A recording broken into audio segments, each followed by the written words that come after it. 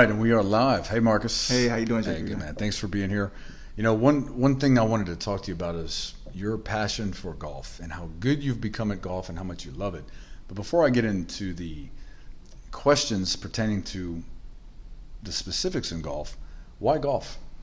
Well, first of all, thanks for having me. I know you've done this, a couple of times with different things, but it's great for me. This is the first time I ever talk about on screen talk about golf and my passion for it. So Yes. Thank you for having me. You're welcome. All right. As far as golf, man, like we've talked in the office, I can honestly say this has been probably the one sport, and I've done a lot of sports, but this is probably the one sport that is probably the most frustrating, but the most rewarding that I can say. And that's probably what keeps me coming back to it every day. And just being out there, you can play a perfect round of golf one day, and the next day you think you're going out there doing the same thing, and it doesn't work. And it's easy to give up on a sport like that if you don't do well. Very easy if you're not mentally. And for me, I find myself being intrigued with being in something that's mentally tough. Yeah. I look at myself and I try to think that I'm, sort of physically active, but with golf, it's really not about how strong you are or how much endurance you have. It's more about what you have in your brain that's going to lock into that specific technique that you need to do for that day. Yes. Really, and that's one of the things really that I caught on to golf with, and I really enjoyed how it made me feel to hit a good shot and think, okay, you know what, I've got it. And then 5 minutes later, I go to hit the next shot, and it goes off to the right or left, and you just can't figure it out. Very technical. Very technical. So you have to really focus and make a correction to maybe your form and your style to make the difference of how you hit the ball. Definitely right or spot on. Geometry. Spot on. And I wasn't good in geometry either. Neither was I. So that leads me to, so why was golf, or how did golf attract you? I tell you, I had never played a round of golf, and I think I'd been in the Marine Corps probably 12, 13 years. You were a Marine? Yes. Okay. Yeah. I understand now. Yeah. Me and my first sergeant, we used to bowl every day at lunch with a group of us. And one of the guys that we used to bowl against, after about 6 months of bowling, we started beating this guy. And he got so mad and upset because we was beating him at a game that he brought us into. So I remember one day we beat him, and he told us, tomorrow, 1 o'clock, I want you guys on the golf course. So I'm looking at my boss, he's looking at me, and I'm like, I've never golfed before. And you've never golfed at this time? Yeah, he tells me he's never golfed, and I told him I've never golfed. Okay. And we look at the guy, and we're like, we never golfed. He says, I don't care if you never golfed. He says, I'm going to show you tomorrow. So I go home, and I'm trying to research a little bit about golf, and we show up the next day, and I tell you, that first day, I could not even hit the ball off the tee. Really? It was unbelievable. The hand and eye coordination that you need, and the concentration, and putting all that together.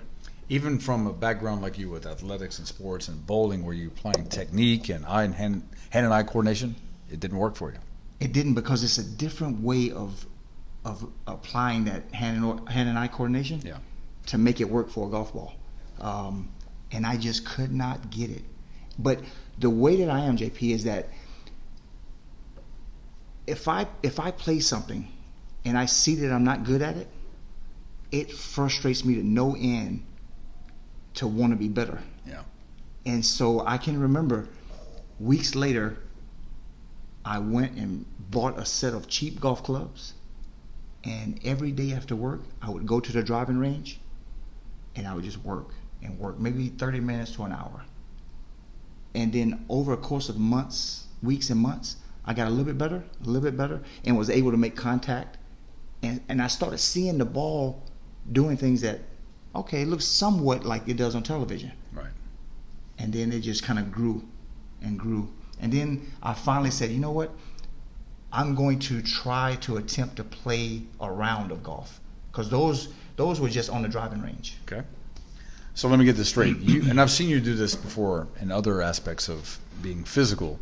You weren't good at something, it upset you, and then you purposely, on your own, went and found the technique and the skills you practiced on the driving range until you found that you had improved somewhat, and now you want to go and try to play a full round of golf. Exactly. And the thing about back then, that was late 90s, early 2000s.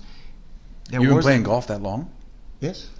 So over 20 years then. I really started playing golf about 2001. Okay. Really. So you're coming up on 20 years. Yeah. Wow. And I tell you, it was unbelievable how fast I fell into the game. Yeah. And how good you've become.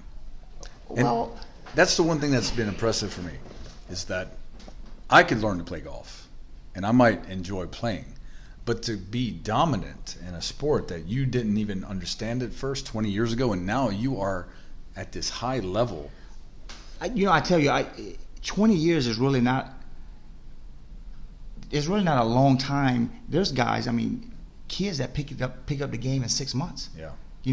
I play with guys on the weekends here sometimes that are 16, 17 years old, and they've only been playing golf for like 2 or 3 years, and they're better than I am. It's just some people just pick it up naturally. Tiger Woods, for instance. So you can learn the skills, but if you don't have a natural talent with it, you're only going to get so good. That is I can't train. That's a tricky turn into question. Tiger Woods. That's a tricky question. I would say 5% of professional golfers have that special knack of just being talented. Yeah. And like a Tiger Woods, Roy McIlroy, Phil Mickelson, those guys, it just seems like that's what they were here to do. Then you have other pros that are very good, but they have to work at it. Yeah. More than, say, a Tiger Woods or Roy McIlroy. Sure. I kind of equate this to, like, let's say martial arts. We grew up in an era where Bruce Lee was someone we all idolized. We saw him in movies all the time, and every one of us joined a Taekwondo dojo. Exactly. And we all thought we were going to be Bruce Lee after we trained for a while. Yeah. But you don't turn into Bruce Lee. There's only a few people that can even come close to it, and there's only one Bruce Lee. You're right. So I guess that's my point, is that if you have to have a certain talent that you're born with and skill set, and then you train and learn the skills and you become better. Exactly. But you just can't take some average guy off the street and turn him into a Tiger Woods. No, definitely not. Right. Definitely not. You agree with that? Yes, 100%. But you obviously have the talent and you've learned the skills, because you have, based on the numbers you show us in Dubai and how you play at these different clubs, you are a phenomenal player. I will say I played golf for probably my first 15 years at a very low level. And golf instruction, very few people in the world, I can maybe name, on one hand, the number of pro players that don't have a coach per se, that do everything on their own. Okay. Like Bubba Watson. He's a left-handed golfer, grew up in Baghdad, Florida. Never had a coach. Baghdad, Florida. Never had a coach in his life, but is probably one of the top 50 players in the world. Nice. For me, the first 15 years, I never had a coach, and I plateaued. I got okay. I would say I was maybe a 15 to 20 handicapper, which is okay. That's a good golfer. So before you go any further, that's one thing I don't understand. The handicaps. When you come to a score and I hear I'm a 3 handicap, I don't understand. What does that mean? Okay, so to break down the handicap for you, if you are so the PGA, which is Professional Golf Association, okay, that is dealing mostly with the U.S. Then you have the European Tour. Well, they come together every year and they set these rules of golf, whether it's handicaps or anything you do on the golf course. Right. It's a standard rule across the board.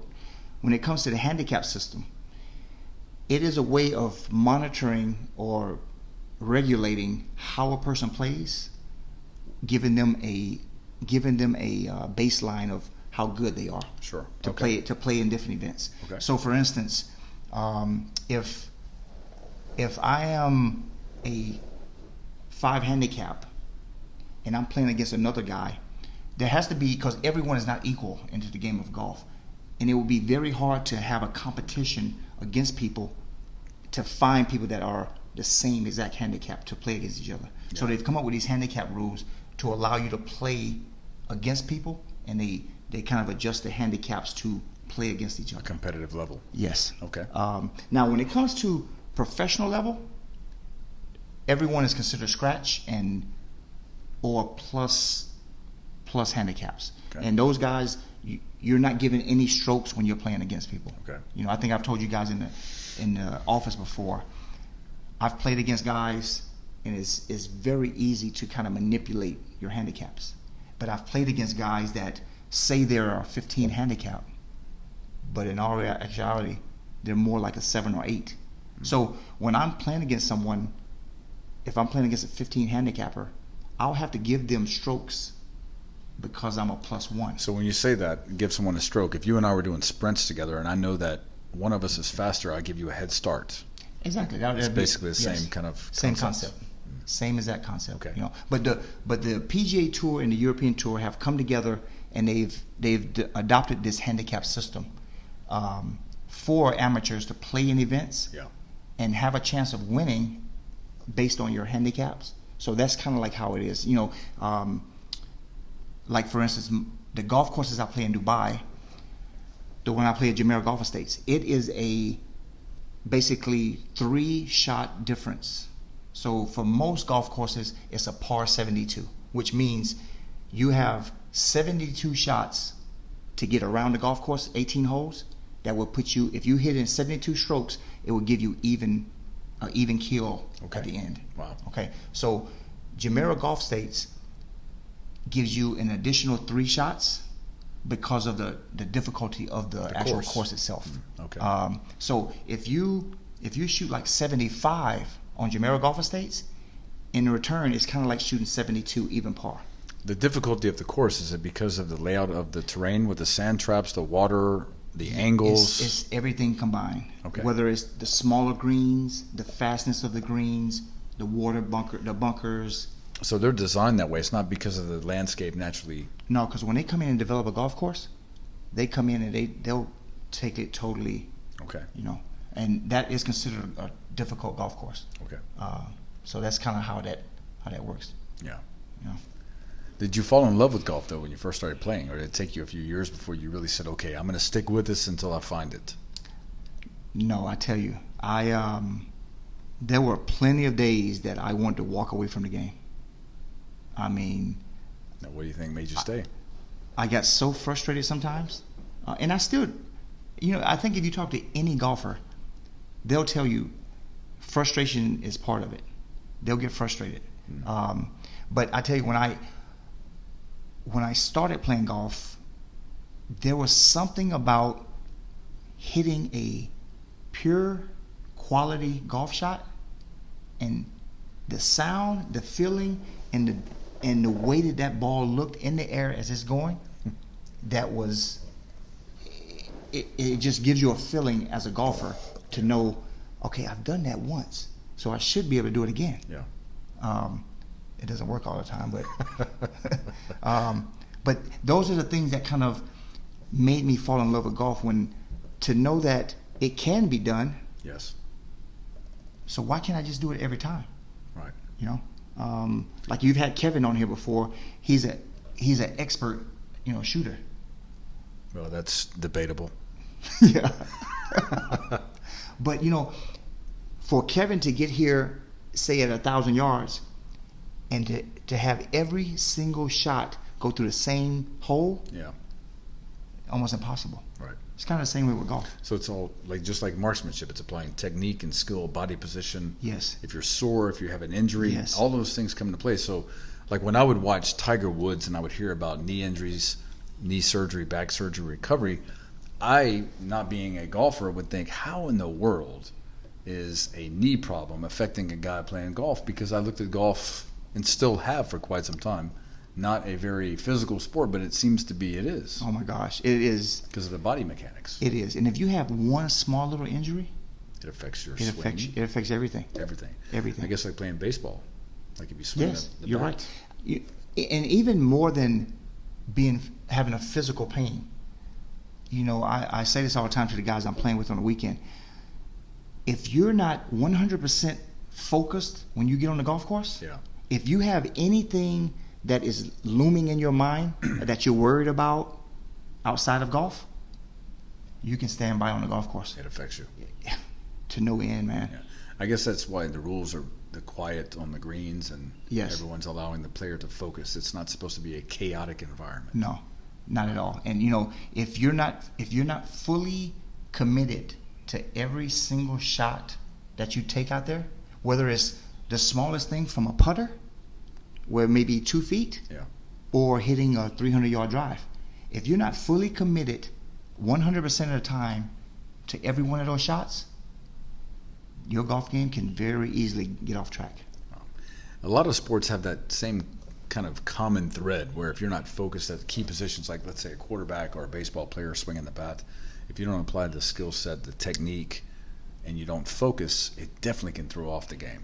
Oh, completely. Definitely. But now you're being judged as an individual in golf, which makes it that much more of a highlight, right? Yeah, and that's one of the things that I kind of enjoyed about golf itself, is that I'm playing this sport, and everything that I do, or the final results, are all going to be 100% on me. I can't sit here and say my 3 teammates didn't score any points, so we lost the game. Yeah, nobody blocked for you. Yeah, I can't say that. Yeah.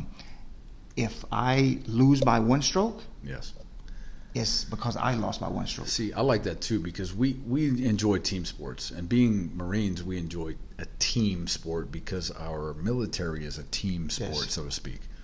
But there's nothing wrong with praising individual sports because it gives you the opportunity to showcase your goods and your techniques. Exactly.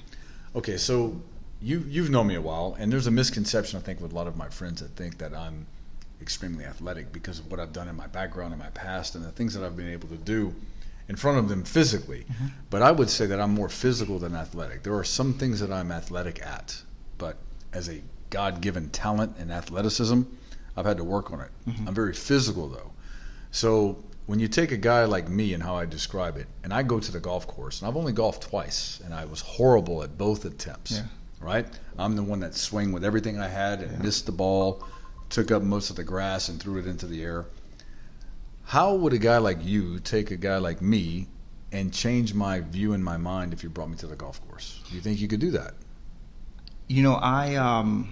I will say that I just recently started instructing guys. So I will say that I'm very, very patient when it comes to beginners. I think I have a knack of kind of making a beginner golfer kind of understand, how to a beginning approach of golf. Sure.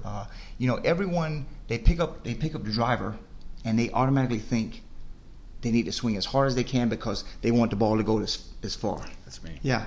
And honestly, it shouldn't be that way. I would, if I am teaching you for the very first time, I wouldn't even put a driver in your hand. I would start you out from the very beginning with the putter. Okay, really? Yes. I would get you putting the ball to get you understanding the greens because, there's a saying that they have in golf. Drive for show, putt for dough.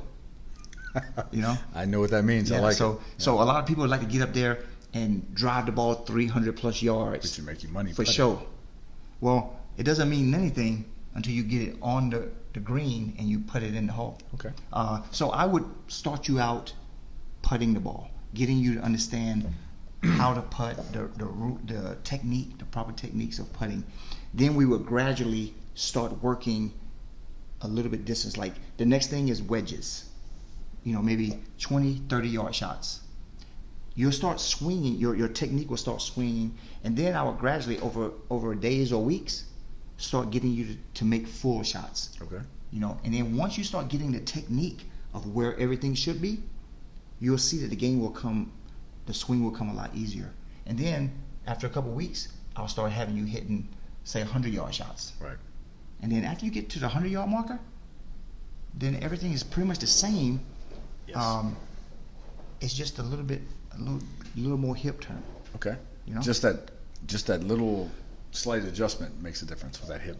It does. Like It's almost like you're throwing a football with your hips and your legs. That is a great way of looking at it, because everyone thinks that I need to swing hard with my arms. Yeah. And it's really not. It's all about what you're using with your waist to make the full turn, to get that energy release, to get the ball, your hips and everything to get fired through. You know, like baseball pitchers and football quarterbacks usually talk about the power comes from their legs and their hip swing, not their arm. It's the same. Exactly the same thing. Yeah. Same things apply. Yeah, same thing. Good. Well, one thing that's unique about you too, man, is that I know you, so it's easy for me to make this observation. You love golf, but you also were a certified fitness instructor, and you've been an instructor for the majority of your military career and even now.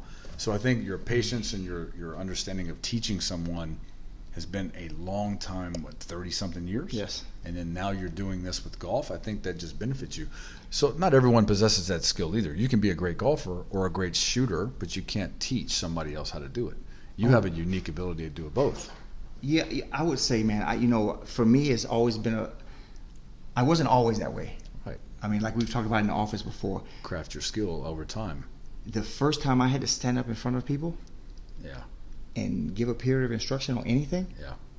I was a nervous wreck. Nervous wreck, yeah. Public speaking is difficult. Oh my gosh. Let alone teaching something.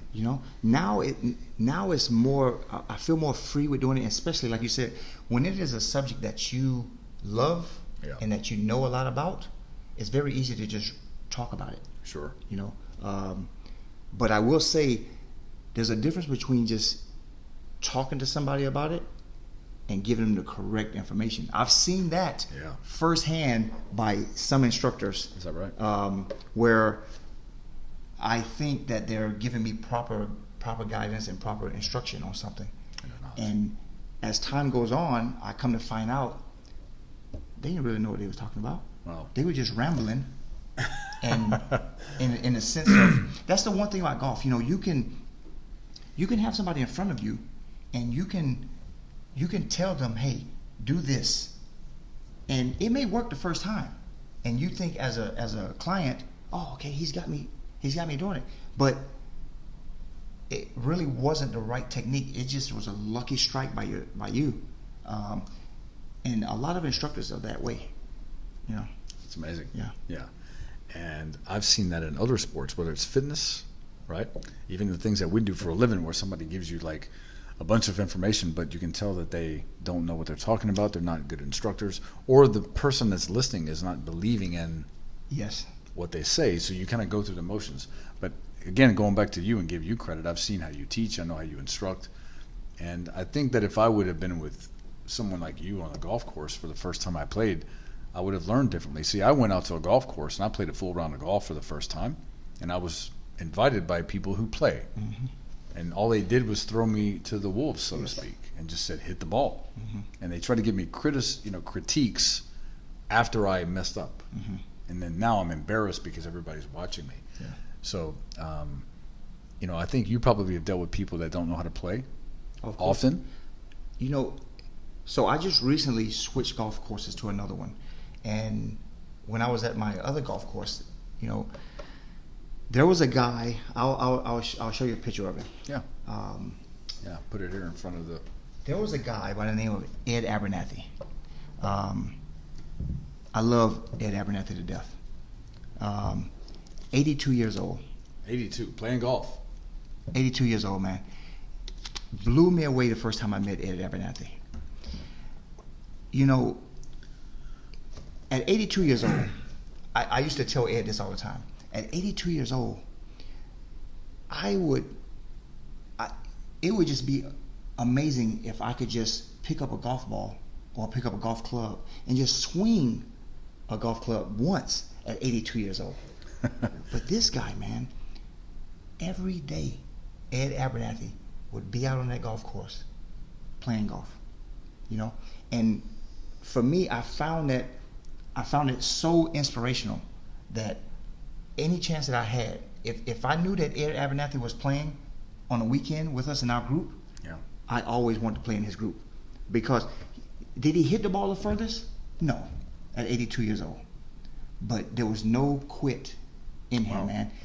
He would hit the ball 100 yards, and we'd go to his ball. He hit another one, and he would just keep going until he got it in the hole. Wow.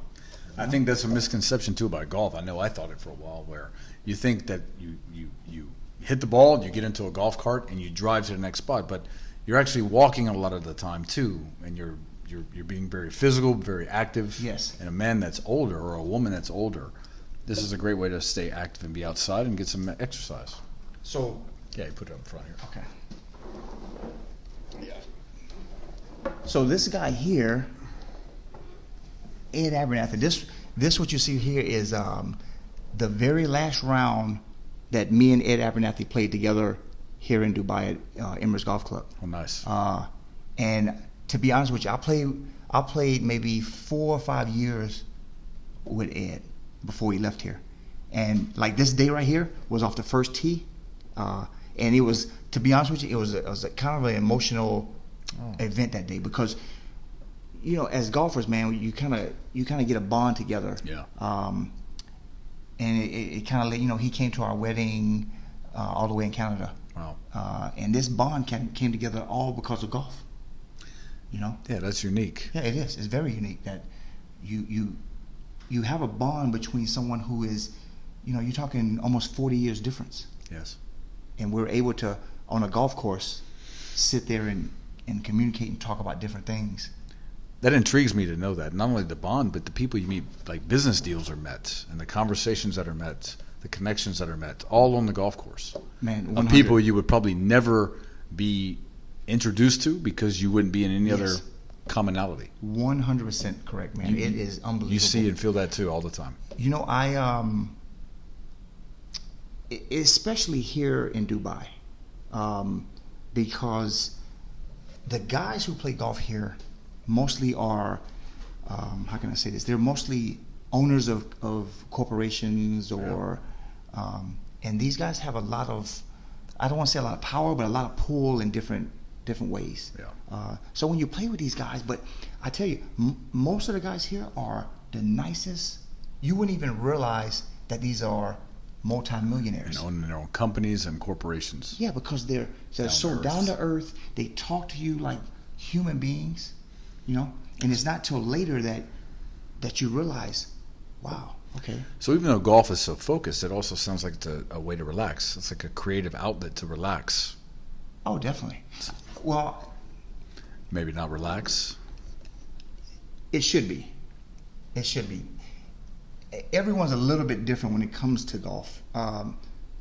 Some people go out on the golf course to get away. Yeah. And just to, like you say, relax, just to hit a ball. Be and outside, just be be outside and you know, experience the outdoors, hear the birds chirping. Fresh air, yeah. You know, but that almost kind of leads to something where the golf ball takes over. You know, and once you start playing around and you see, okay, you know what? I shot 85. Okay, tomorrow I want to shoot 84. You know, some people have it in them to where they always want to better themselves. Right. You know, and then some people just don't care and they just want to be outside. So you kind of have it two ways.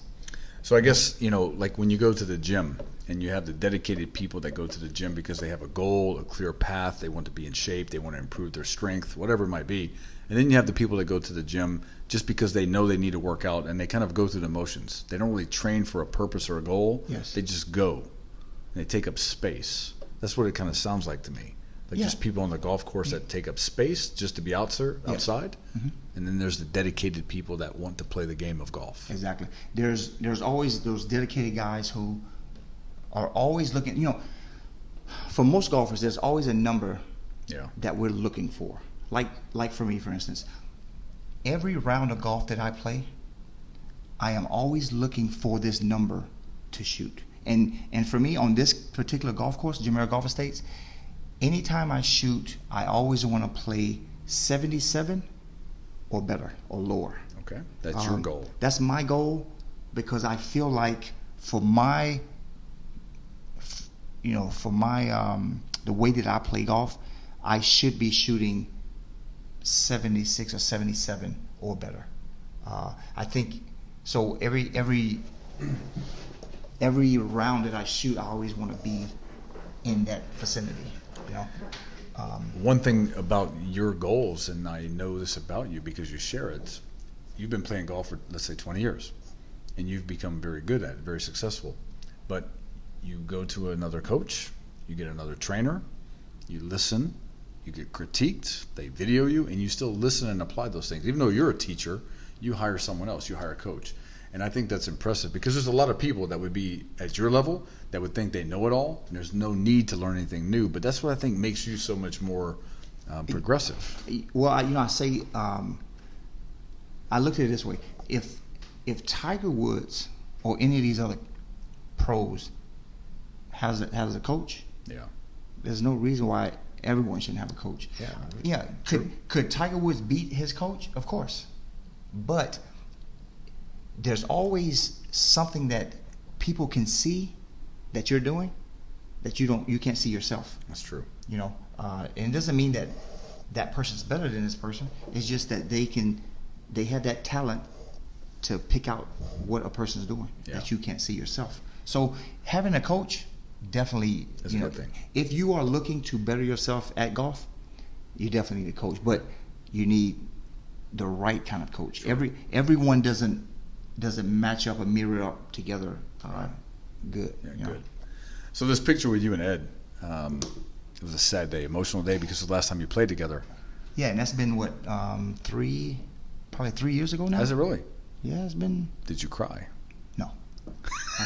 I tried to get you, but it didn't work. I don't cry. What else do you have on here to show me? Anything else? Let me see what else I got on here. So as you're looking something up, let me tell you a story, man, about golf. I had a misconception of golf at a young age for a long time, and it wasn't just a few years. This was like 15 years probably with golf before I ever played my first game. So in 1995, I was stationed in 29 Palms, right? And I was a young sergeant.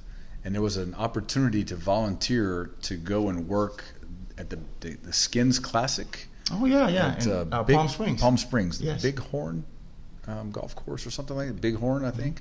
But it was the Skins Classic. So I went down there and held up a sign that said quiet. And it was 2 days. One day was, and I didn't know this at the time because I was too young to understand it. The first day was the pros playing with like a few people that won a contest or paid money to play with a pro. So those are called pro-ams. Pro-ams, okay. At the very beginning of the week. Yes. And what that is right there, just to kind of allude to it, what the pro-am is when golfers go to a different venue every week, they travel every week to different places. There's always corporate sponsors that pay a lot of money to play with the pros. Yes. So these first couple of days, the pros are always out there on the course to get familiarized with the course itself. Okay. All right, and they don't keep score. They may only play 9 holes. Get a feel for the. But get a feel, and that usually goes on Tuesdays and Wednesdays. So you probably did it on Tuesdays or Wednesday. Yes. And then they'll start the tournament on a Thursday. Okay. So that's what it is. So I did that for one day with the Pro-Am, and then the next day was the actual tournament, right? And on the day of the Pro-Am, as I'm hanging around holding up a sign that says quiet, one of the guys took a liking to me and started talking to me throughout the day. And he was a very nice man to me, and I had no idea who he was. About 2 or 3 hours after we had had conversation, another gentleman who was playing golf goes, "Hey man, do you know who that is?" I was like, no idea. It was Fred Couples. This is in 1995. And I still didn't know who he was because it was not like there was internet, right? But I knew he was a big deal in the golf world because everyone was following him around. And I was wearing a straw hat at the time. And he autographed it for me for the day. Oh, my goodness. He was incredibly generous and nice to me that day. But I remember the next day at the tournament watching how everyone treated the golfers and how all the audience was in awe of the players. It changed my view of golf. But I still didn't play for another like 5 to 10 years before I tried my first game. I tell you, for you to meet Freddie Couples, I mean, he's a legend. Right. He's still playing today on the Champions Tour. It's crazy. But Freddie Couples, man, he has known that They call him the king of the smooth swing because his swing is so elegant and smooth, but he hits the ball far. Does he? But when you watch him swing, it looks like so effortlessly. It goes back to what you were saying too. It's not about the power and No. the grip strength. It's very loose, and technique and all those things apply. Exactly. Yeah. Wow. Exactly. That's great. That's good that you met him. It was an amazing experience. Yeah, it was a great time. Wow. Palm Springs, that was a beautiful place, and I had so many people that invited me to play over the years, and I would always decline it because I was afraid to look bad. Yeah. Right? That's what it all came down to. Of course. And that's why I would say if you came to me and said, "Hey, Markus, I want to start playing golf." Yeah, I have. You didn't do anything about it. I would tell you, go get the cheapest set of clubs and don't even step foot on the golf course. Just go to the driving range. Okay. And because, to be honest with you, it costs quite a bit of money. This is an expensive sport to play. Okay. And it's a lot cheaper to go to the driving range and to hit balls on the driving range and to hone your skill in on the driving range than it would be paying upwards of $250 for 18 holes sometimes. Wow. To go out there and hit the ball 10 feet. And do you have to compete for tee times? It's not like you can just go when you want, right? Or does it vary with the club you go to? It really depends on the club. Some clubs are very, like for instance in Dubai, there's 2 golf courses that are used by the European Tour. So these 2 courses, a lot of people in the world have what's called a bucket list of golf courses. Everyone has a bucket list of. Yeah. Same thing with golfers. People that's from Europe or the Middle East. The Modulus course at Emirates Golf Club and the Earth course at Jumeirah Golf Estates. Those are 2 courses here in the Middle East that golfers come here for a tournament. So the average person that's a golfer that's traveling, those are the 2 golf courses that usually want to play when they come into Dubai. Is that right? Mm-hmm. So do you have a bucket list of golf courses you have not played yet that you want to play in? Yes. What are they? Oh my gosh. Too many to list. You have a top 3? If I had a top 3, number 3 would be St. Andrews. And St. Andrews, that's probably on every golfer's bucket list because they consider it the home of golf. Okay. That's the very first place that golf was created. In Scotland? Yes. That's the very first place golf was created and played. So everyone wants to play St. Andrews. It's considered a link style course. There's traditional and link style. Link style is more open fairways. Everything kind of blends together. You couldn't, if you was looking at a link style golf course, you couldn't really tell the difference between the fairways and the greens. Oh, okay. Everything just kind of runs together. All right. Where a traditional golf course, you can tell the difference between the fairways and then you have a green. You can see the difference. Okay. Link style is a little bit different. But St. Andrews will probably be my third. If I had to say a number 2, it would probably be Pebble Beach in California. Oh, yeah. I've driven by there. Yeah. So Pebble Beach is breathtaking. I've seen pictures of it. I've never been, but that's definitely number 2 on my bucket list. Yeah. Number 1, which would almost be impossible to play unless you know a member, is the Masters. The Masters is kind of like, we talk about this every year. The Masters is like the Super Bowl of golf every year. Everyone looks at the Masters as the one of the 4 majors. The Masters is like the Super Bowl. Where's the location of it? And that's in Augusta, Georgia. Augusta, Georgia. Yeah. So the one thing about the Masters is it is the only major tournament every year that is held in the same exact spot. Oh, yeah, every year. Okay. And it was an old botanical gardens that Bobby Jones turned into a golf course. So the only way to play that course though is to be invited by a member. Oh. And just to be a member there is very prestigious. I'm sure. So yeah. I don't think I'll make it to that. I don't know. But the number 3 and number 2, I think I can squeeze out somewhere. Nice. Yes. Good. So what else do you have here? So this next picture I'm gonna show you. This picture was. This picture right here was probably one of my, I would say probably one of my top 3 moments in golf. Probably number 2 out of all events I've ever done. This was 4 years ago, where I had my very first hole-in-one.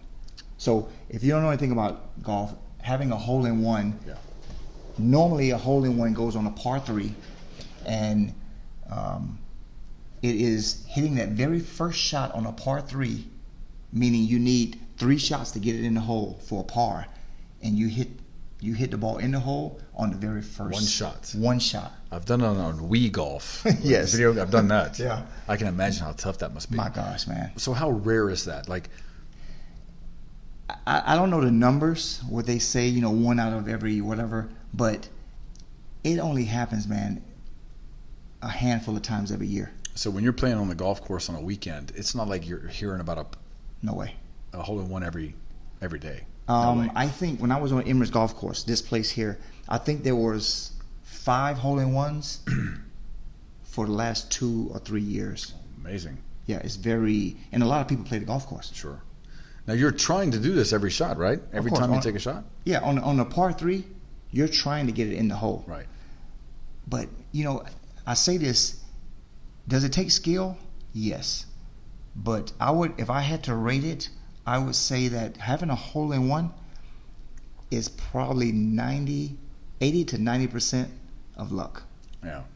Of course. Some golfers would disagree with it. Would disagree. So wind, all those things come into play. Of course. Rain. Because you're talking about distances from anywhere from 150 yards to some par 3s are 200 yards. Okay. So this was your first hole-in-one? So you've had more than this? No, this is your only one. What year was this that you did? This was probably 3 years ago. And this is in Dubai, yeah? This is in Dubai, the Modulus course, hole number 4. What was so unique about this, and I'll tell you this story. Yeah. It was amazing. So first hole-in-one, and we were playing this was considered a Captain's Day event. So this was the day that all of the members of the golf course, which was, there's quite a bit of members, we had a 2-day tournament that we was playing. So we had a team of 4 guys, and we get to this hole, and the first 2 nights you have a dinner at the end of the night. So all the members, get dressed and have a dinner and talk about what happened on the golf course. So we get to this hole, and I'm kind of like the de facto captain of this 4-man team. They've kind of made me the captain of this team. So different holes had different events. Like some of the pros would be standing there, and they would be like, okay, this hole right here, you can only take 6-iron to the hole. So everyone had to play a 6-iron, So particularly when we get to this hole, the pro that was standing at the hole, he had four cards facing away from you, and they were like, okay, one guy needs to come up and pick one card. So he says one of the card is a driver, and this was like 167 yards to this par 3. One card was a driver, one card was a 6-iron, one card was a putter, and one was a pitching wedge. So the guys were like, Marcus, you pick.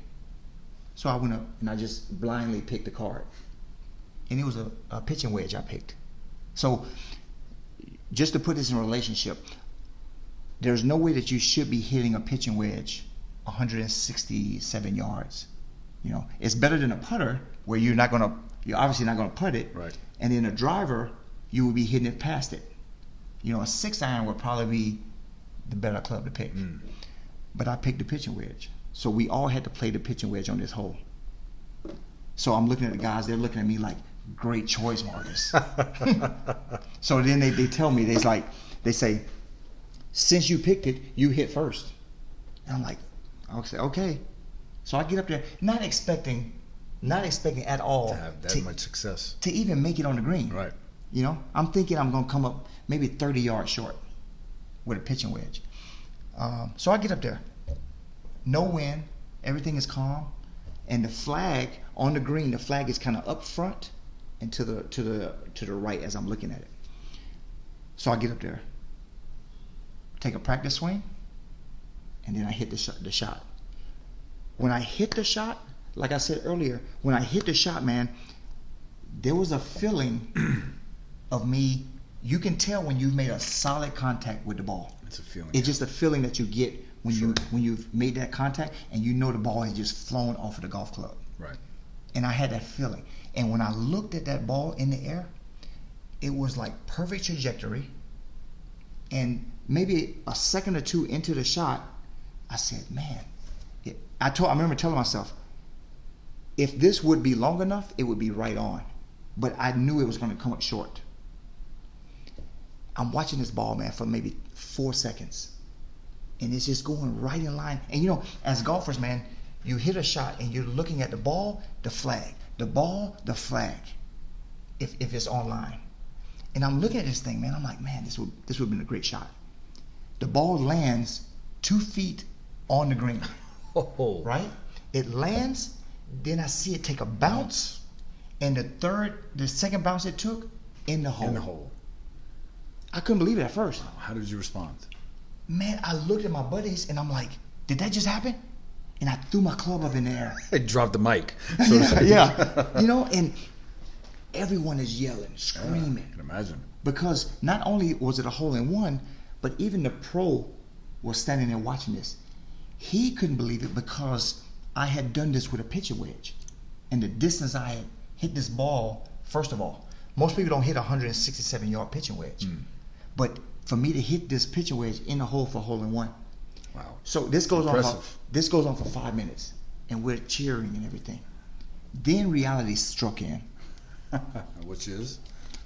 This is there's a tradition in golf. When you're playing golf and you're on a par 3 and you make a hole-in-one, the tradition is you have to buy a round of drinks for everyone that you're playing with. Okay, yeah, I got it. Right? So seems like they would buy you the drink. You would think. Right. I don't know who made this thing up. Yes. Just so more people can have alcohol. Yes. Yeah. So the reality set in that now not only do I have to buy drinks for the 4 guys that I'm playing with, but because it was a Captain's Day event and we had dinner that night, and everyone at the dinner that night was going to know that I made a hole-in-one because I got an award for the hole-in-one. Did you? So it came to the conclusion, I've got to buy drinks for 400-something people. No way. Yes, man. So I was like, oh my gosh. So we get there that night. And you don't drink. Yeah, exactly. Yeah. You know, so we get there that night for the dinner. I walk into the venue where everyone's sitting there waiting to eat, and cheers erupt. They're like, Markus, congratulations! And everyone's clapping, you know, because everyone had heard about it already. Right.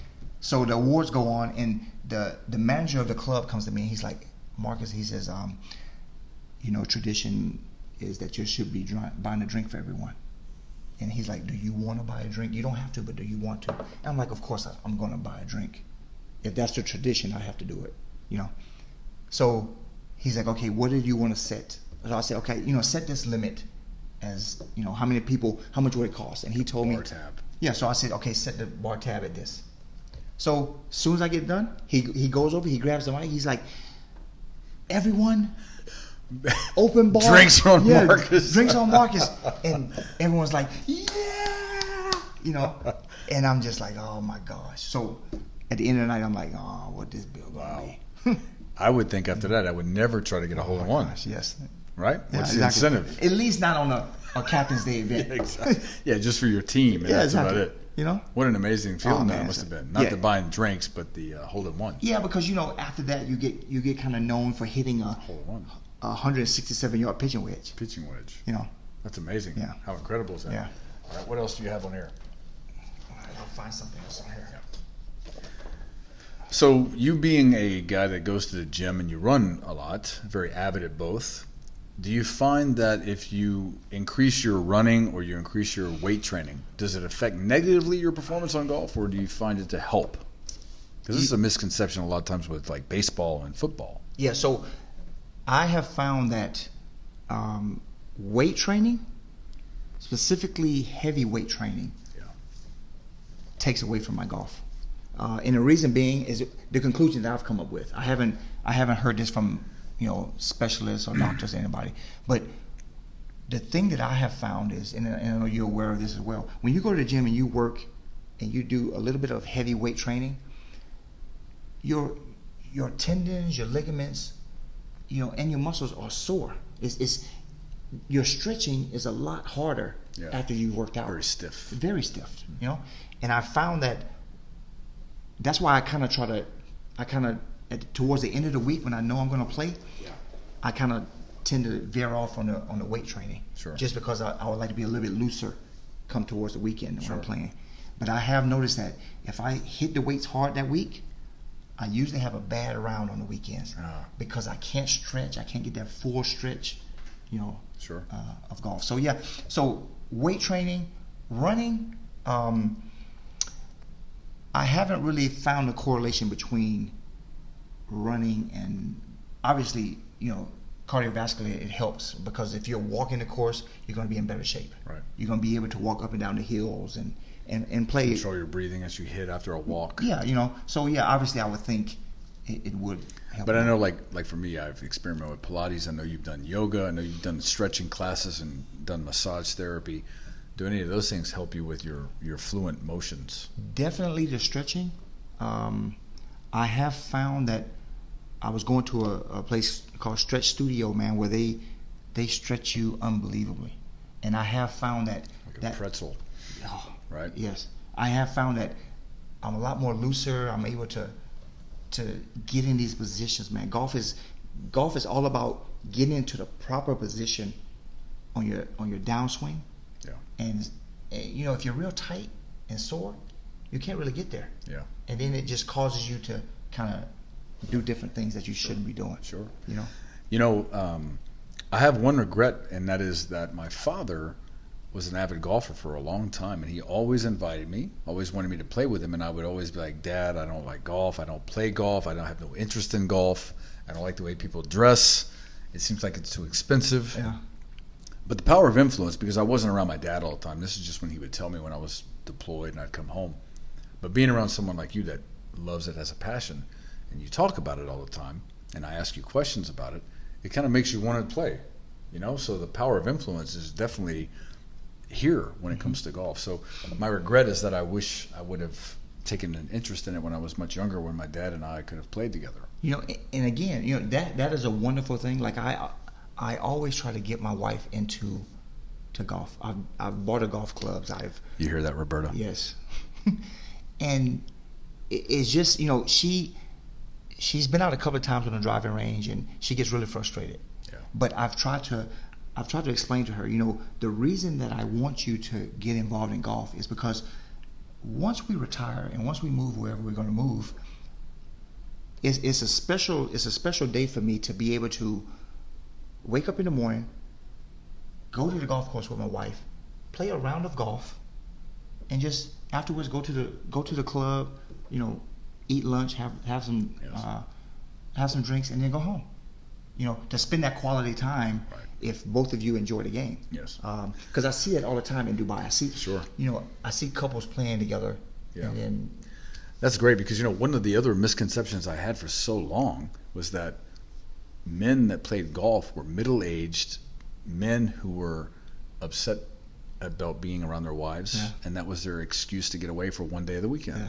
At least that's what I saw in movies, I read in books, you saw in jokes and comedy skits. But I know you're saying this now, but I've heard you say it many times before, and there's been some older men that I've met that play golf, and they say the exact same thing. They go with their spouse. Mm-hmm. They go with their girlfriend or their son or their daughter, and it's a way for them. So I'm an avid outdoorsman, and for me to take someone that I'm really close to out on a hike or go camping together or fishing, those kind of things appeal to me, so I can see how golf would be the same thing. Definitely. Yeah. That's one dream of mine that I want to come true and hope it comes true. That whether it's here or once we leave here, that I'm able to get her to start playing golf more and just to spend that time. I mean, awesome. It's amazing. One thing about being on a golf course, because it's so quiet and the views on some golf courses are just amazing. Yes, they're amazing views. So, as you're pulling something else up, I went to Nepal for a horseback trek, and I was in Kathmandu. And I went to the area where there was a golf course, and it's the funniest thing I've ever seen in my life. First of all, I don't play golf. I don't understand much of it other than what we've talked about. And I watched the ball get hit and land on the green, and there were security guards standing around all the holes. And I was thinking, why do they have security around the holes? As soon as the golf ball landed, a monkey would come running from the trees. No way. Trying to grab the golf ball, and the security guards would have to shoo him away. Really? Yeah, so these monkeys were going after all the balls. And I found that to be funny. In fact, I said, now this is a golf game that I could play. Wow. Kind of similar here in Dubai, man. We have these crows. These things, man, you can't leave food in your cart or on your push cart or on your man, as soon as you walk away, Congregate towards they're on it. And they are so smart. They don't mess with the golf balls, but any food or anything, they grab it. Yeah. So you have to close your bags, zip tie them, lock them put them in the coolers. Wow. I'll show you this. This is something that, and I'll kind of lead into this a little bit. So what you see here is every year we have what's called for golfers, there's something special that we do. It's called the Ryder Cup. Okay, and basically what the Ryder Cup is the U.S. plays against Europe. Yeah, okay. Okay, I'm familiar with this. So here in Dubai, we kind of do a similar thing where we call it the Talker Cup. Talker Cup. So it's all in the club, and basically they take in all the Americans, that's members of the club, and then all the Europeans, and they do the same thing. It's a 2-day event. We play one course one day, the next course another day, and it's different. That's good. And it's just the camaraderie. But it's fun. Oh, it's amazing. Wow. Do they have a ranking system in the United Arab Emirates of like in each golf course, like you're number 1, number 2, number 10, number 15? Yeah. So they do have they have a ranking system here in the UAE that's called the EGF. Okay. EGF kind of mandates and they kind of control your rankings as everyone, and basically all the scores that you input after your round, it comes together and it spits out your handicap. And you've been a top tier. Yeah, I've been, when I was with Emirates, because the members are so vast, I did manage to work my way up into that top percentage. And then when I moved over to Jumeirah Golf Estates, same thing. And being in those top tier positions, it's allowed me to be ranked in a top tier as far as the UAE itself, like members of all the golf courses. So they take that into consideration when they put this cup together, right? When you went Europe and Americans and how you partnered up. They do. So when they pair you up, they pair you up by handicaps, and then they'll, depending on what your handicap is, they'll give other people strokes compared to taking some away from you. Okay. So it makes you really have to really play golf standard, all the way across the board, excellent. Nice.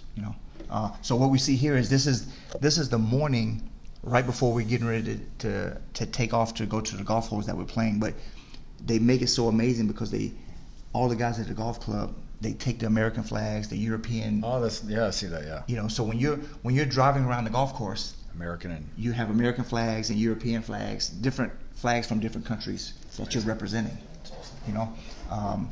But to kind of go off of something that we talked about a little earlier, we have in the U.S. we have what's called the PGA Tour. Okay, they have the same thing in Europe, and it's called the European Tour. Okay, so both of these golf tours are supposed to mirror each other. When it comes to the rules of golf, they both follow the same track. It's just that Europe plays all their events. Obviously, Europe, Middle East, and some Asian places. They fall under European Tour. Okay. So they have a totally different governing body that's in charge of the European, and those guys are ranked in the European Tour as far as how they play professionals. Then you have the same thing in the U.S. that falls under the PGA Tour. Yeah. Okay. And those guys are ranked inside of the PGA Tour. They kind of come together under one umbrella to make your world golf rankings. So there's a ranking chart that goes from number 1 in the world, which currently is Dustin Johnson, all the way down to like 4,000 and 5,000 in the world. And it's very difficult when you're playing on a PGA tour or any professional level tour. Normally every week, every golf course isolates about 150 slots to play. So if I am 150 or better in the world, you can pretty much guarantee that you'll be allowed to play, or you'll be invited to play at a golf club, because they want the best golfers to come. Okay. Yes. Does that happen? Because golfers, the one thing about golf is you can take any week you want off. It's really up to you. So not every golfer plays every week. Some of them, like Tiger Woods, yeah. he may only play 6 events a year. Really? Mm-hmm. He doesn't play because now he's injured a little bit, sure. and he can't be out there hitting the ball as much. So he may only play 6 events a year. And in between those 6 events a year, how much do you think he practices? Or well, for Tiger, he practices every day. Okay. Well, all the golfers practice every day. It's just, Tiger is such a big ambassador of golf, man. He's the one that really changed the dynamic of how you view it. He changed the dynamic. He's really what got me into golf. Yeah. But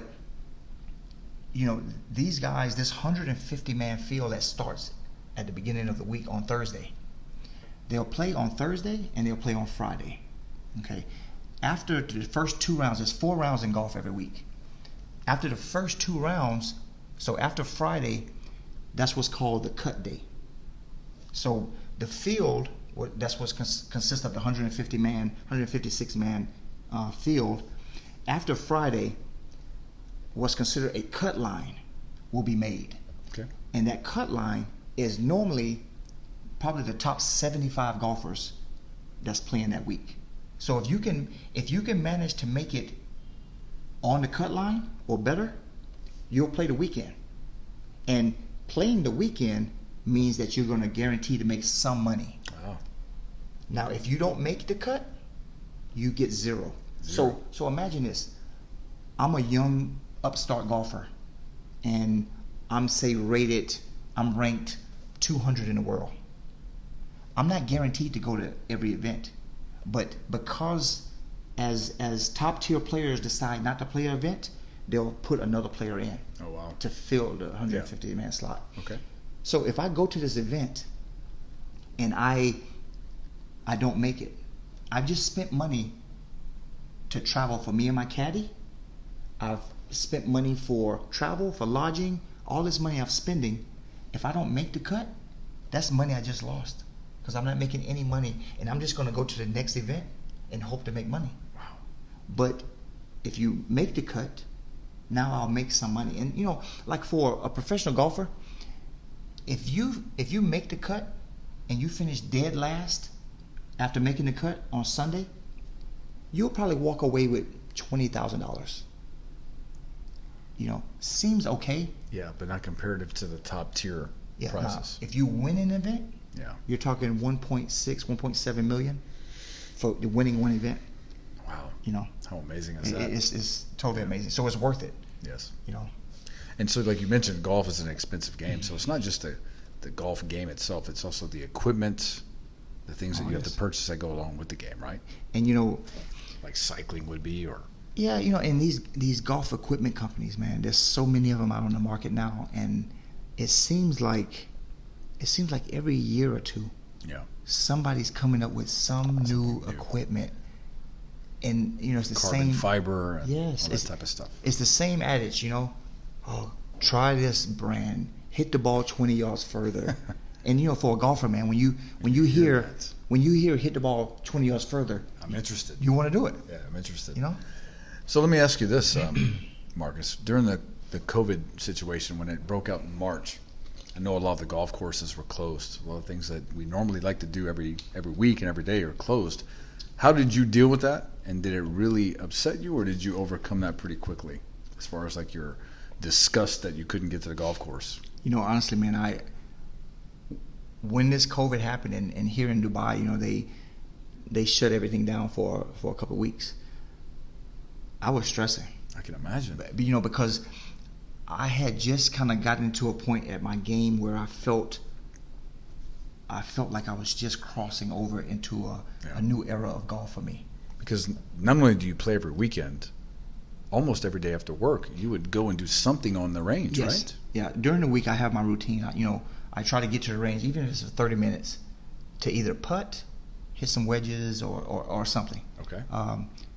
And I couldn't do that. I could putt at home, but it's still not the same. And honestly, if there's one thing about golf, man, is that you can be so good, and if you don't put a golf club in your hand for a couple of weeks, it goes away, man. It goes away, and it takes a while to get back to that. Your skill levels diminish quickly. And I was so afraid that that's what was going to happen. And honestly, when I first went on the golf course, the first round I played was horrible.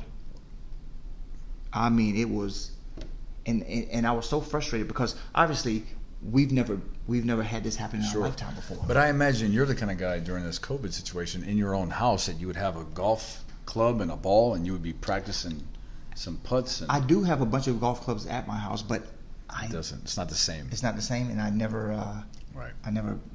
didn't pick up a golf club. So you know how we say it's like riding a bike? Like once I get away from it for a while, I get back on, I'm okay. Do you feel that is not the case with golf, or it is for you? No, it took me maybe 2 or 3 weeks. Okay. And then it came. Then the muscle memory. Yes. Then it came back. Nice. But I right after that happened is when I met the coach that I have now. Yeah. Phenomenal coach, man. Jake Shepard, man. He actually plays on the European Tour. He's actually a European Tour player. He's won 2 events before. Impressive. And he's your coach. Yeah. This guy, man, he took me to a level like that I honestly most golfers strive to say I am a scratch golfer, which means in the handicap zone, that means that you are right at scratch. That means you are like considered a top tier player. Very few people make it to be a scratch golfer. So when I met him, I think I was hovering around maybe 8 or 9 handicap, which in his own right is a good golfer. Right. Anything single digits is good. You're considered good. And honestly, man, I felt like I was at a plateau. I didn't know what I could do to improve. I knew golf and I knew swing patterns, planes, and all this stuff. But it's one thing to look at someone and say you need to do this, and it's another thing to do it for yourself. Sure. And I was just at a plateau, man. I didn't know what else to do, honestly. And just by chance, when we was able to play again, I played around, and he just happened to be on the tee box with me. And I saw him hit the ball, man, and I was amazed. And I was just like, wow.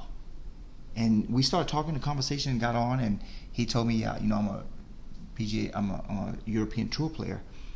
And I'm like, holy shit, man, I'm playing with someone who is an actual pro, you know? Yeah. Impressive. So right? I started tweaking, I started like asking him this, asking him that. And then he got on to about, I'm opening up a course, I'm opening up an academy, and I'm gonna start teaching. So naturally, man, I'm like, I want to be a client. Yeah. This guy was so phenomenal, man, that in a couple of short weeks, he had me totally changed of what I was doing. Where I thought I was right, I was wrong. Wow. And after all these years. All these years, man, what I was doing was considered over the top. I was in a wrong plane, wrong position. Sure. And it took him to show me films of what I'm doing. And I can remember like it was yesterday. That first time that I hit a 300 plus yard drive, and the feeling, and I'm like, I want that every time. And he got you there. He got me there, man. And just it was with a few critiques and a few. It took a lot of work, but sure. But I started feeling what a proper golf swing is supposed to feel like. So it took a lot of work, but do you feel like there were minor little changes that you needed to make to tweak your? Yeah, with golf, man, it's millimeters. Oh yeah. Millimeters, man. Okay. You know, and it's not just a swing plane. It could be the club face Just could be tilted. slightly open or So closed. to the untrained eye, like me, so to speak, I wouldn't be able to notice the difference. But for you, you can say, look, I made such a small Yes. change in the club face that. And not until I met this guy did I start realizing all these little differences that, you know, that makes the difference in a golf swing. You know, and he showed me this, and you know, that's when I really started having a love for teaching golf. Now I've kind of matured into loving the game of golf, and now I'm kind of like loving to teach golf Because So- you enjoy teaching as it is. I do. And then you love golf. I mean, you put those two things together. Yeah. There you go. It, What a great passion. exactly. Because I know you described earlier about one thing that you would love to have in your future is to be able to go with your wife to the golf course, finish a round of golf, go to the club and have a drink or a lunch. But is there another fantasy you have of what you would like to do in the future with golf? Would it be anything involved with business as an instructor professionally? Yes, I would. You know, I have been looking recently into how can I go and become a certified, because, you know, anyone can get out there and say they can teach you golf, Yeah. and they may know some of the knowledge and some of the wordings that may make you think that they know what they're talking about. But very few people are actually either European Tour or PGA Tour certified. Yes. To be a coach. Yes. You know, so that is probably in the last year or year and a half, that has become really one of my passions. Is, you know, as I'm moving on to the next chapter in my life now, where that is where I see myself. Either if I can't own my own business, just being able to teach somewhere, whether it's at an academy or something. So that's what I'm really looking into now is where can I go, and I found places where I can go to get my certification and to become a certified teacher. And you know, you never know where it leads you to. That's right. But my passion more is getting like younger people and people that don't know much about golf into the sport. Like I would love to open up a summer camp for younger kids or young adults, and have them come every day and give them, you know, the proper etiquette of golf, and learn and have them teach. Yeah, influence the passion for golf. Yes. Yeah. You know? And you're a likable guy. You're the chemistry, I think, for a teacher and a student or a instructor is something you can't craft. It has to come naturally. It does. And I think you have that, and I think you would be very successful at that, no doubt about it. Thank you. You're welcome. Fitness instructors included, you name it, where we've both met these kind of people where they might know a lot technically, but they have a horrible personality. They're very abrasive or condescending, Yes. and you don't listen to them, and they don't do very good at conveying a message. And then you meet someone that maybe isn't as skilled as that other instructor, but they have a likable quality. You're right. And they aren't condescending, and they teach you because you were influenced by it. Yeah, and you know, for me, I try to, like you said it exactly perfect, man. I try to be a What was that? blend. I'll give you the credit. You said it exactly perfect. But I try to get that. I try to blend between those two. Yeah. You know, I try to learn as much knowledge as I can about golf, simply because I love it so much. Sure. So I made a lot of mistakes in my background where I was a fitness instructor and a coach and being a Marine on top of it, where I kind of felt the way to instruct somebody was in your face. I think we all go through that. Yes. And not until someone told me that they didn't like my method and they didn't learn from me or listen to me did I change. And it took me a little bit longer in life to come across that. But I don't feel like it was natural, or I felt like I was trying to be somebody I wasn't. Yeah. And I think that's what's good about you is that you have a mature quality about you now because you were in the Marine Corps for so long, and then you love the game of golf, and you're an instructor already as it is. You put those two things together, three things together, and there you have it. Do you have any videos or any pictures of you actually doing like a golf swing? Yeah, I do. I have one here. I'll show you this one. Before I show you that, let me show you this. Okay. This, I know we talked about the handicaps and the scoring. I know we talked about one of my proudest moments was the hole in one. Yeah. I think even this right here is probably my proudest moment, even more than the hole in one. Because with a hole in one, you still have 17 more holes that you have to play well in order to have a overall good hole. I can't say anyone, but almost anyone can have a hole in one. It's a lot of luck, but you have to have some skill. Sure. But this one I'm about to show you, you have to this right here doesn't happen by luck. And what this is here is, this right here is my very first time that I shot even par on a championship golf course. So remember I told you the scoring systems. Yeah. So this right here, I shot 72 on a par 72 course. And not only on a regular course, but this is a championship course. So that is always a goal of a golfer. I want to shoot what the par is. Yeah, I can imagine. So this happened about 4 or 5 years ago when I shot this. And it amplified what I thought, I can do this. Yes. And you have so many bad rounds that you think, man, I'm never going to shoot even par. But when it happens, you see, there you go. There you go. And it happens. And what did it do to your confidence? I can imagine already without even knowing the answer. And this is why I'll say the love and the frustration happens. So that day I was like walking on cloud 9, man. You couldn't tell me anything that was going to ruin my day. I remember I went home to my wife and I was like, you'll never believe it. I shot even par. Look at this. And I still have this card nowadays. I'm taking it and I'm going to frame it.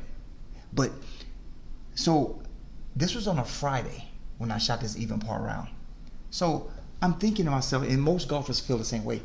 The whole day, man, you're on a high. And you're like, yes, I'm at a point. I got it now. I shot even par. Sky's the limit. So what happens? I get up Saturday morning. I have a tee time.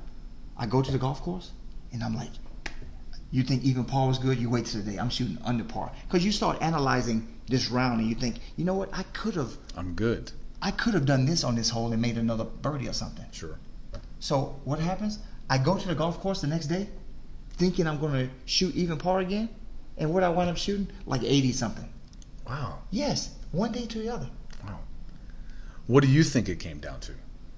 Can you look back on that and figure out what it was? I look back on it, man, and it's just, golf is different every day, man. Sure. Your body, if you don't sleep well, you may not play well the next day. Everything. If there's something going on in your mind, like I said earlier, you have to be fully committed to every single shot. To use a football analogy again, because I don't understand golf as much, I can imagine like when you see a quarterback, if you play fantasy football, one weekend throws a 300-plus yard game, no interceptions, 4 touchdowns, great QBR. Then the next week you put your money down on them again, and they throw interceptions, no touchdowns, and 100 yards. Yeah, and something that may be a little bit different is, when you talk about a quarterback, like some of the greatest, like, Breeze, is amazing, man. The most yards ever. And then sometimes some defenses scheme different for him. Yes. And it makes him look like you're sitting here watching him and you're like, man, throw the ball here. But you can't understand it. So the defenses can kind of change that, manipulate it a little bit. And I guess the lay of the golf course is like the defense in a way. Yes, but not only the golf course, man, it's just, again, is the wind blowing the same way as it did yesterday? I can imagine that. It affected so much. Is it hotter? If it's a little bit hotter, the ball will fly a little bit further, or if it's colder, it's going to go a little bit less. I can imagine like humidity with the grip on the golf club. It's so gloves or not, yes? So many things that come into play. To play. You factor all these in before you like decide on what club you're going to swing with? Oh, you have to. You have to. And they have equipment out there that, like GPS is where I can look and see the distance of the flag, and you kind of have to know your distances for each club that you hit. Okay. But even with that, man, That comes with time and experience. It comes with time and experience, but sometimes you can hit the ball perfect and get a flyer. And that means a flyer is going to go, if you're expecting a club to go 160 yards, yes, you may hit that thing just totally flush. Sure. And it may go 170 yards. Wow. So it happens. That just happens in golf. Sure. You know? Imagine. Yeah. Crazy. All right. You have a video? I do. So I have one video of me taking a swing. And then I want to ask you one last question, okay, and then we'll wrap this up. Yeah. So this is on a golf course, hole number 12 on what's called Dubai Creek. It's a very, very narrow par 4. Okay. Yes, you go ahead. So right now, you know, if you're looking at this, I've kind of identified a target line that I'm aiming for. I like your pants. Thank you. So once I've identified the target line, you can see me looking now. Once I've identified and I've set my shoulders to it, then it's just getting the right swing, the back swing, and following through.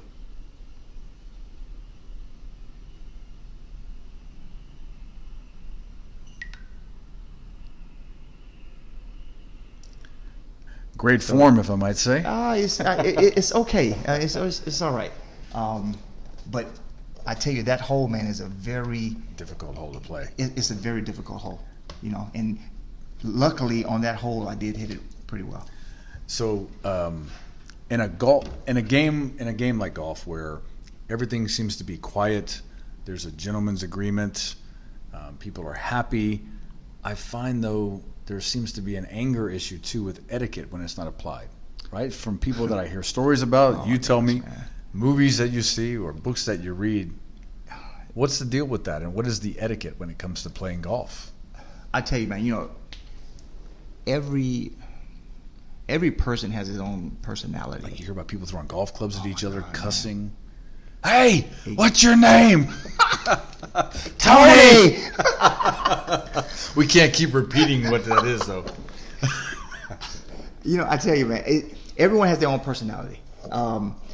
And some people even kill and don't get a... Man, I've played golf with guys that they hit a bad shot and they literally take the golf club and start hitting the golf cart. That would be me. You know? And you know, when I see guys like that and I'm playing with guys, I say, man, it's just... I try to tell them, look, you're not getting paid to play. If this was your lifeline and you needed to hit a good shot to live or sure, to earn money, then I can see you maybe getting a little upset. Sure. And I try to tell them, look, by you getting upset like this, it's only going to make it worse, because now that next shot you hit, you're going to be more frustrated. You know, so I tell them, I said, just if you hit a bad shot, let it go. Yeah. You know, but and to be totally honest with you, man, I've been in that position where golfers want it so bad, they want to hit a good shot so bad, and when they don't hit it, it's something that goes through your mind, because you know, it's like, you know, when you can do something, and all you gotta do is do it, and you know you do it because you've done it before, but it doesn't happen all the time. Your emotions get in the way. It does. Yeah. And you know, keep going back to it and tell you, you have to be committed to every single shot on the golf course. That's one thing about golf, that you can't take a shot off. Like, for instance, let's talk about football. When an offense comes out of the huddle and they spread out across the field, they already know 1 and 2 plays. That quarterback knows, my first check is to this person, second check is to this person. And these players already know it's a possibility I could get the ball, but then there's other players, like if it's not a running play, or if it is a running play, those wide receivers know, okay, the ball isn't coming to me, so I can kind of relax a little bit on this play. Sure. I don't really have to worry about it because I know that he's not throwing the ball to me. But with golf, there's nobody else. It's you. It's just you. With that club in your hand and that little white ball, and you have to hit that ball and not make it go far right, far left. You know, so every single shot, your mind has to be Just do what you're supposed to do. Don't think about what you're going to eat tonight or anything else. Yeah, it's total focus. It's total focus. In the moment, no matter what takes place. Every single shot. And and honestly, if you can do that, if you can sit there and you can do that, whatever the end result is, it is. I mean, that is where you just have to know, okay, you know what? I'm not good enough yet to play this type of golf. Yeah. So I need to get better prepared. It's a very disciplined, very disciplined sport that I never would have contemplated that before. Very disciplined, but one thing about this is that you can go to the driving range, and this has happened to me so many times, man. I can go to the driving range, and I can hit balls for an hour, and you can look at me and swear up and down I'm playing on the PGA Tour. I'm hitting shots, man, that guys behind me, like the guys that work on the range, they're like, "Oh, Mr. Markus, you're hitting the ball. Come and teach me this, yeah." Because I'm hitting shots, and they'll ask me, they'll come up, they'll say, "Oh, how did you do that?" And I'll explain to them, "Okay, put your foot here, angle it this way, I'm gonna hit a little draw," and it does it, and they're like, "Oh my gosh." Sometimes, man, you get me on the golf course, and I can't do it. The pressure of being put in that position with people watching changes the whole unbelievable. Changes the whole. It changes it totally. So, but you're very focused because of your experience that you can kind of take a breath and say, okay, let me change my but mechanics. I've gotten that way in probably the last 3-4 years. Yeah. Because you play so much, because you're experienced, because you have a coach. Yes, and now I know my swing, so I know.